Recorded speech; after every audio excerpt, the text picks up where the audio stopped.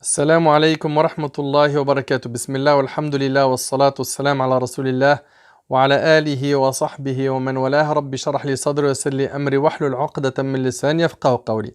Mes frères et sœurs, assalamu alaikum wa rahmatullah. On continue toujours notre série Un jour dans la vie d'un musulman. Lors de notre dernière intervention, on a parlé de Salat al-Maghrib. Avant cela, tu jeûnais. Si c'est un jour de jeûne, tu as donc rompu ton jeûne, tu as fait les du'as pour rompre ton jeûne et tu t'apprêtes à prier le Maghrib. Alors, il y a une chose que j'aimerais, Inch'Allah, que tu fasses, c'est que tu prolonges un petit peu la durée de tes du'as au moment de la rupture du jeûne. Et pas que. Que tu apprennes à bien utiliser les du'as. Pourquoi je dis ça? Parce qu'il y a beaucoup de gens qui malheureusement, jusqu'à aujourd'hui, ils disent « Je fais des invocations et puis j'ai rien en retour. Je comprends pas. Je fais des du'as, ça marche pas. » Parlons de l'importance de faire des invocations. Allah tabarak wa ta'ala a dit dans sourate Ghafir, sourate 40, verset 60, وَقَالَ رَبُّكُمْ ادْعُونِي أَسْتَجِبْ لَكُمْ إِنَّ الَّذِينَ يَسْتَكْبِرُونَ عَنْ عِبَادَتِي سَيَدْخُلُونَ جَهَنَّمَ دَاخِرِينَ. Et votre Seigneur a dit, appelez-moi, je vous répondrai. Invoque Allah, il t'exaucera. Et selon Abu Huraira radiyallahu anhu, le prophète sallallahu alayhi wa sallam a dit, quiconque ne demande pas à Allah, Allah se met en colère contre lui, rapporté par Tirmidhi. Subhanallah, quand on médite l'état de l'humain n'aime pas qu'on lui demande trop. Si tu demandes à une personne aujourd'hui de te prêter 50 € par exemple, et que 2-3 jours après tu lui dis, excuse-moi, est-ce que tu peux me reprêter un petit peu d'argent? 2-3 jours après, tu reviens à la charge. L'être humain, de manière générale, il n'aime pas être trop sollicité. Il n'aime pas qu'on lui demande trop. Allah tabarak wa ta'ala, c'est le contraire. Il se met en colère quand tu ne l'invoques pas. Regardez, le prophète sallam a dit, quiconque ne demande pas Allah, Allah se met en colère contre lui. Allahu Akbar. Où en sommes-nous avec les du'as? Et selon Abu Huraira radiyallahu anhu, le prophète sallallahu alayhi wa sallam a dit, il n'y a pas une chose plus noble auprès d'Allah que l'invocation. C'est rapporté par l'imam At-Tirmidhi et d'autres. Et selon Abdullah ibn Abbas radiyallahu anhuma, le prophète sallallahu alayhi wa sallam a dit, la meilleure adoration est l'invocation. C'est rapporté par le Hakim et d'autres. On voit à travers ces hadiths du prophète sallallahu alayhi wa sallam que l'invocation a une très grande place en islam. Le fait d'implorer Allah, le fait de demander à Allah. Et nous, dans notre religion, on ne demande qu'à Allah. On ne demande pas à Wali Fulan, à un tel qui est mort dans tel endroit ou tel autre qui était pieux, etc., etc. On ne demande pas aux morts. Nous, on demande à Allah tabarak wa ta'ala. Il n'y a pas d'intermédiaire entre nous et Allah azza wa jal. Et c'est ça le monothéisme pur, c'est ça le tawhid. Le prophète alayhi salatu wassalam, il enseigne ses valeurs à Abdullah ibn Abbas radiyallahu anhu, qui est encore jeune. Il lui dit, idha sa'alta fas'alillah. Si tu demandes, demande à Allah. Ne demande qu'à Allah tabarak wa ta'ala. Allah ta'ala, c'est le riche par excellence. Nous vivons tous dans le royaume d'Allah tabarak wa ta'ala. Il possède tout, azza wa jal. Mes frères et sœurs, une personne qui a un arc à flèche solide et qui est doué au tir à l'arc, celui-là, est-ce qu'on est bien d'accord que généralement, il atteint sa cible? La réponse est normalement oui.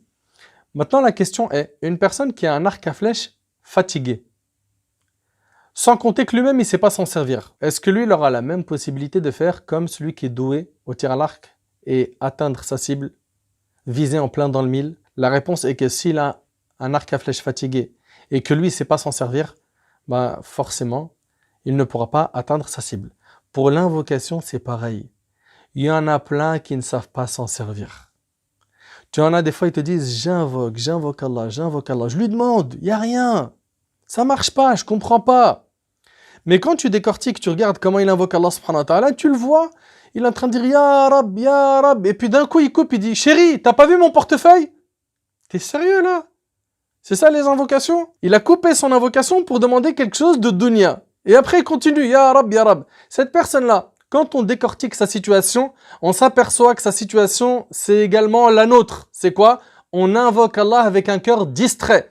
Et le prophète, sallallahu alayhi wa sallam, dans le hadith de Tirmidhi, selon Abu Huraira radiyallahu anhu, le prophète, sallallahu alayhi wa sallam, a dit, sache qu'Allah n'exauce point une invocation émanant d'un cœur distrait. Allahu Akbar. Notre cœur, il est absent. On n'est pas connecté à Allah quand on lui demande. On est ailleurs. On pense à autre chose. On est pollué de dunya. On ne pense pas à Allah Ta'ala. Connecte donc ton cœur à Allah tabaraka wa ta'ala et je vais vous donner des pistes, Inch'Allah, dans ce rappel bihawlillahi tabaraka wa ta'ala. Allah tabaraka wa ta'ala, il nous entend à tout moment. T'as pas besoin de crier, t'as pas besoin de lever le ton. Abu Musa al-Ash'ari radiyallahu anhu a dit, nous étions en voyage avec le prophète sallam. Toutes les fois que nous atteignions le sommet d'une vallée, nous disions La ilaha illallah, wallahu akbar. Nous élevâmes la voix en le disant et le prophète sallallahu alayhi wa sallam nous a dit ne vous forcez pas trop en criant car vous n'invoquez ni un sourd ni un absent. T'as pas besoin d'élever la voix. Allah Ta'ala t'entend peu importe où tu te trouves.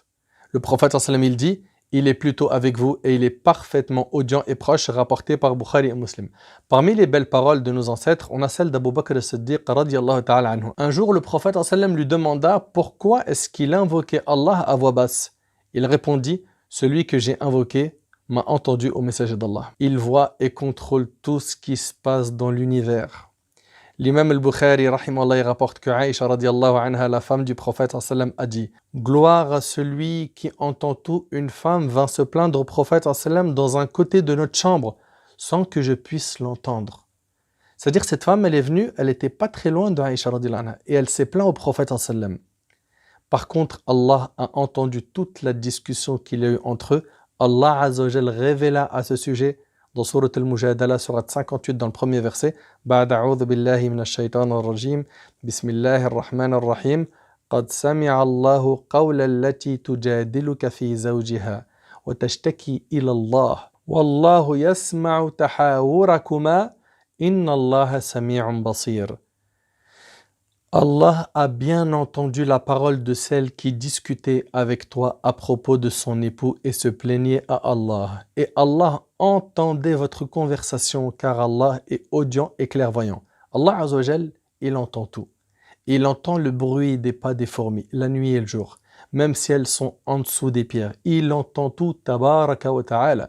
Mon frère, ma sœur, à partir du moment où tu sais qu'Allah tabaraka wa ta'ala exauce tout, demande-lui, plains-toi à lui. Fais comme Yaqub alayhi salam qui a dit Innama ashku bathi wa huzni ila Allah. Je me plains de mon chagrin et de ma tristesse à Allah.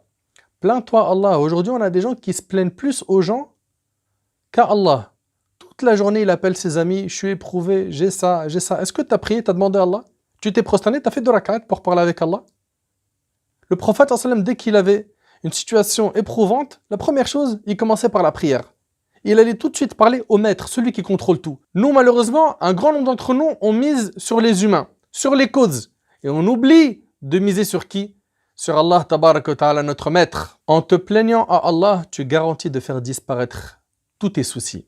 Car seul Allah a la capacité de t'enlever tes épreuves. Allah Ta'ala nous dit dans Surat Al-An'am, Surat 6, verset 17, Et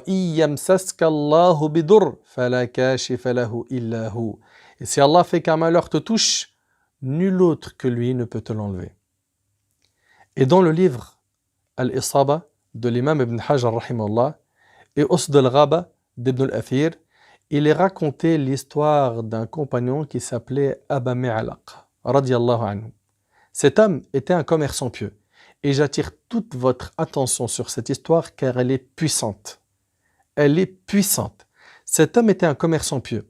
Dans un de ses voyages, un brigand l'a arrêté et lui a dit « Je vais te tuer ». Aba Mi'alaq lui a dit « Prends mon argent ». Et cet homme lui a dit « Ton argent, de toutes les manières, je vais le prendre. Mais ce que je veux, c'est te tuer, faire couler son sang ». Alors Aba Mi'alaq lui a demandé l'autorisation d'accomplir quelques prières pour Allah. L'homme lui a dit, prie, de toutes les manières, ça ne va rien changer. Le résultat sera le même, je vais te tuer. Aba Mi'alaq a fait ses ablutions et il se mit à prier avec un cœur attaché à Allah tabaraka wa ta'ala en disant Ya Wadoud, qui signifie ô toi le tout affectueux, ô toi le tout affectueux. Il a dit Ya Dhal Arshil Majid, il a dit ô toi le tout glorieux qui détient le trône, Ya Fa'al Lima Yurid, ô toi qui fais ce que tu veux.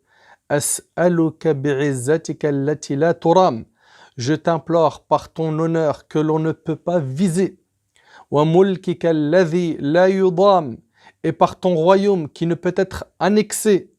وَبِنُورِكَ الَّذِي مَلَأَ أَرْكَانَ عَرْشِكَ et par ta lumière qui a rempli les piliers de ton trône, أَن تَكْفِنِي شَرَّ هَذَا اللِّص, que tu me protèges de ce brigand. يَا مُغِيث أَغِثْنِي, ô toi le secoureur, apporte-moi le secours. Qu'est-ce qui s'est passé à ce moment-là? Médite. Ce compagnon dit qu'à peine, subhanallah, quelques secondes sont passées, il dit, j'ai vu un cavalier arrivant vers moi, puis ce dernier prit une flèche et visa l'homme qui voulait me tuer, suite à quoi il mourut. J'ai alors dit à cet homme, qui es-tu? Il m'a répondu, je suis un ange parmi les anges qui vivent au 4e ciel. Allahu Akbar. L'ange lui a dit, lorsque tu as invoqué Allah, j'ai entendu le bruit d'un craquement dans le ciel. Un craquement dans le ciel. Puis lorsque tu as continué, j'ai entendu les habitants du 1er ciel s'alarmer. Puis lorsque tu as continué, il a été dit, c'est l'invocation d'un angoissé, suite à quoi j'ai demandé à Allah la permission de tuer ce brigand et Allah me donna l'autorisation. Qu'en penses-tu? Qu'en penses-tu? Allah tabaraka wa ta'ala est puissant. Il contrôle tout dans son royaume. Mes frères et sœurs, on a besoin de connaître Allah tabaraka wa ta'ala. On a besoin de connaître la puissance d'Allah tabaraka wa ta'ala. On a besoin de plus d'humilité, de se soumettre à lui, d'être des vrais serviteurs d'Allah ta'ala. Il est important de savoir qu'Allah Azza wa Jal nous entend à tout moment. Il est proche de nous. Allah tabaraka wa ta'ala a dit dans Sourate Al-Baqarah, Sourate 2, verset 186, وَإِذَا سَأَلَكَ عِبَادِي عَنِّي فَإِنِّي قَرِيبٌ أُجِيبُ دَعْوَةَ الدَّاعِ إِذَا دَعَانِ. Et quand mes serviteurs t'interrogent sur moi, alors je suis tout proche. Je réponds à l'appel de celui qui me prie quand il me prie. Ce verset place dans le cœur de chaque croyant un apaisement. L'essentiel dans ton invocation est que tu aies la certitude qu'Allah tabaraka wa ta'ala va répondre à ton appel. Ne sois pas de ceux qui testent Allah. Allah, on ne le teste pas. J'essaye, je vois, ça marche, tant mieux. Ça marche pas, je vais passer à autre chose. Le prophète sallallahu alayhi wa sallam, dans le hadith d'Abi Huraira, qui est rapporté par Tirmidhi, il a dit, invoquez Allah avec la certitude d'être exaucé. Ud'u Allah wa antum muqinun bil ijaba. On ne teste pas Allah. On invoque Allah en étant certain que le roi, le maître, nous entend, nous voit, connaît notre situation, qu'il est capable de tout, que seul lui peut régler nos problèmes. Mes frères et sœurs, malheureusement aujourd'hui, beaucoup de gens invoquent Allah, puis après avoir essayé 2-3 fois, il dit, il n'y a pas de résultat, ça ne marche pas. Le prophète, alayhi salatu wassalam, dans un hadith rapporté par Bukhari Muslim sur Abu Huraira, a dit, Allah exauce vos invocations tant que vous ne vous montrez pas impatient. Tant que vous ne vous montrez pas impatient. Vous dites alors, j'ai invoqué mon Seigneur et il ne m'a pas répondu. Subhanallah. Ce n'est pas le cas de beaucoup de gens aujourd'hui. Aujourd'hui, on a beaucoup de gens qui disent, j'ai invoqué, mais Allah ne m'a pas répondu. Mais ne sois pas impatient. Prolonge ton souffle. Mon frère ainsi que toi, ma sœur, place ta confiance en Allah tabaraka wa ta'ala et sois sûr qu'il va te répondre. Et ne sois pas impatient. Et selon Abu Sa'id al-Khudri, le prophète alayhi salatu wassalam, a dit, il n'est pas sur terre un musulman adressant une invocation à Allah qui ne contient pas de péché ou de rupture de lien de famille sans qu'Allah ne lui donne une de ces 3 choses. Quand tu fais une dua, il y a une de ces 3 choses qui vont se réaliser. Soit il lui hâte l'exaucement de sa demande, c'est-à-dire qu'il va te donner rapidement ce que tu as demandé. Ou qu'il lui garde pour le jour de la résurrection. C'est-à-dire quoi? Cette invocation, il ne te l'exauce pas et il te la laisse pour le jour du jugement, ça sera des récompenses qui t'attendent. Ou qu'il ne lui écarte un mal équivalent. Allah Azza wa Jal, au lieu de t'accorder ce que tu voulais dans l'invocation, il t'a épargné d'un mal. Un mal équivalent. Et le hadith, il est rapporté par Ahmed, Tirmidhi et d'autres. Bien sûr, la meilleure de ces 3 choses, sans aucun doute, c'est qu'Allah te garde cette invocation pour le jour du jugement. Et ça signifie qu'Allah te donnera, en équivalent de cette invocation, des bonnes actions. Ça, c'est dans le cas où Allah n'exauce pas l'invocation sur terre. On voit qu'en invoquant Allah subhanahu wa ta'ala, on est toujours gagnant. Toujours gagnant. Et l'imam Ibn al-Qayyim, rahimahullah, a dit, et c'est avec ça que je termine. Quand tu invoques Allah subhanahu wa ta'ala, mise sur les choses suivantes. 1. Que tu attaches ton cœur à Allah pendant l'invocation. Attention au cœur distrait. Attention à l'insouciance pendant le dua. Attention à rentrer dans des routines où tu répètes la même chose quand tu es prosterné. Et vous savez que le prophète sallam nous a enseigné que le moment où on est le plus proche d'Allah, c'est quand on est prosterné. Malheureusement, il y en a, quand ils font des duas, ils font tellement les mêmes de manière routinière qu'ils ne savent même plus ce qu'ils disent. Leur cœur est absent. 1. Attache ton cœur à Allah pendant l'invocation. 2. Fais les duas dans les moments où l'invocation et exaucé. Et là, il y a plein de moments. D'ailleurs, je vous invite, Inch'Allah, à retourner à 3 vidéos que j'avais faites sur les invocations qui sont sur la chaîne YouTube.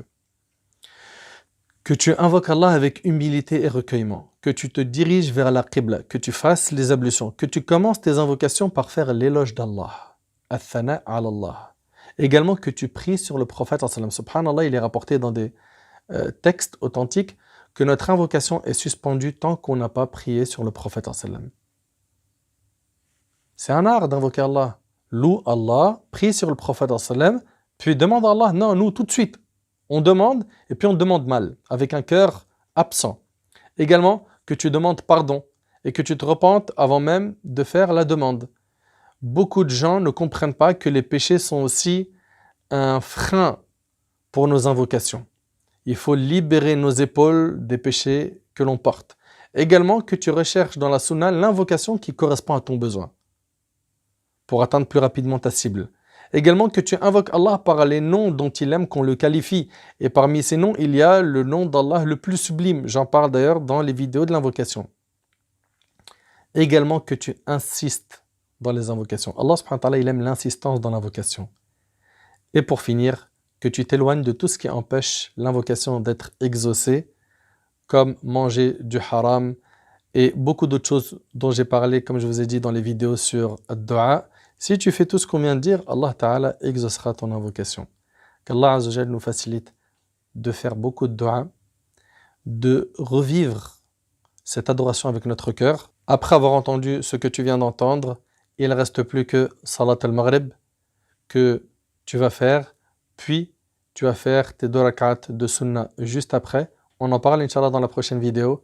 هذا والله أعلم سبحانك اللهم وبحمدك أشهد أن لا إله إلا أنت أستغفرك وأتوب إليك حفظكم الله والسلام عليكم ورحمة الله